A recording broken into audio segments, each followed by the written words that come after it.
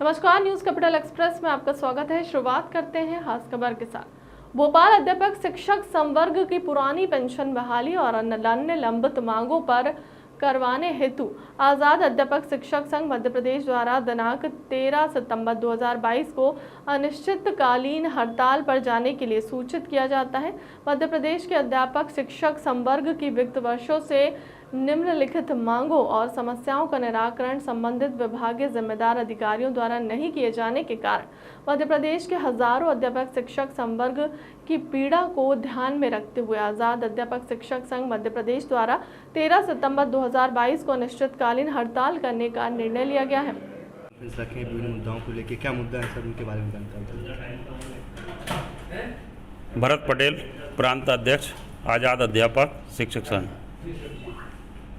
आज जो हमारी प्रेस वार्ता है उसका प्रमुख मुद्दे ये हैं कि मध्य प्रदेश के जितने भी अध्यापक शिक्षक संवर्ग हैं उनको अंशदायी पेंशन योजना लागू है और जब हमारे कर्मचारी रिटायर होते हैं तो उनको 500 से 2000 रुपये तक की पेंशन प्राप्त होती है और जो दिवंगत हो जाते हैं हमारे साथी उनके आश्रित परिवार को भी बहुत कम पेंशन प्राप्त होती है, जबकि छत्तीसगढ़ में, राजस्थान में, झारखंड में पुरानी पेंशन, अंशदायी पेंशन के स्थान पुरानी पेंशन लागू कर दी गई। इसी प्रकार से जिन हमारे जो अध्यापक शिक्षक संवर्ग है जिनकी क्रमोन्नति या समयमान वेतनमान जिनको 2018 में प्राप्त हो जाना था 12 वर्ष की सेवा के पश्चात, 19 में हो जाना था, 20 में, 21 में, 22 में, उनको आज तक विभागों की आम सहमति न होने के कारण वो उनको पदोन्नति क्रमोन्नति के लाभ नहीं मिल रहे हैं। जिन अध्यापकों को 2018 से 18 में शिक्षक संवर्ग में शामिल हो जाना था,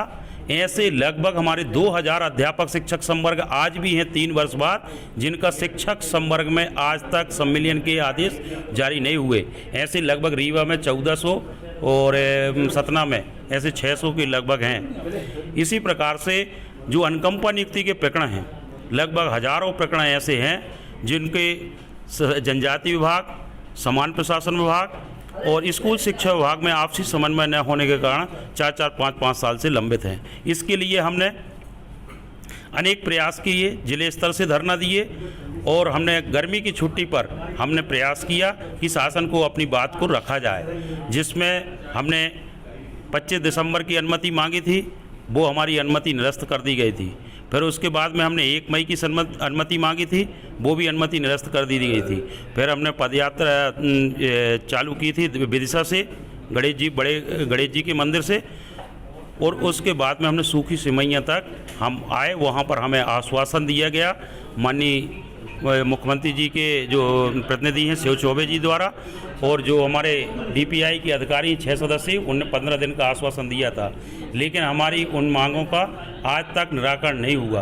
अब पूरा प्रदेश का जो अध्यापक शिक्षक संवर्ग है वो सोचता है कि जो सत्ता पक्ष है और विपक्ष दोनों 2023 के चुनाव की तैयारियां करने लगे हैं, लेकिन हमारी जो कर्मचारियों की विगत 4-5 साल से लंबित मांगे हैं उनका निराकरण नहीं हो रहा है। सर, क्या वजह कि अभी तक निराकरण नहीं हो रहा? 23 तारीख को आप नीलम पार्क में धरना प्रदर्शन के भी वो रखे हैं, क्या आप कुछ वजह?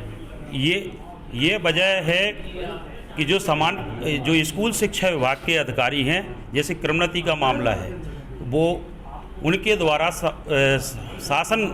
समान प्रशासन विभाग में और वित्त विभाग में फाइलें भेजी जाती हैं, उनके द्वारा फिर उनको लौटा दिया जाता है। फिर वो बताते रहते हैं कि ये विभाग नहीं कर रहा है, कहीं वो विभाग नहीं कर रहा है, इनकी आम सहमति नहीं हो पाती, मीटिंग नहीं हो पाती, समन्वय नहीं होने के कारण ये हमारी मांगें लंबित हैं। आप क्या चाहते हैं? हम चाहते हैं कि हमारे जो भी अध्यापक शिक्षक संवर्ग हैं, जो तमाम कर्मचारी हैं, उनकी पुरानी पेंशन लागू हो अंशदायी पेंशन के स्थान पर। हम चाहते हैं कि जिनके 12 वर्ष पूर्ण हो चुके हैं उनके पदोन्नति क्रमोन्नति के आदेश हो। हम चाहते हैं कि जो हमारा गुरुजी संवर्ग से अध्यापक शिक्षक संवर्ग में जो बने हुए हैं उनको आज तक नियुक्ति दिनांक से वरिष्ठता प्राप्त नहीं हुई है, तो हम चाहते हैं कि उनको साला उन्नयन दिनांक से उनकी वरिष्ठता दी जाए।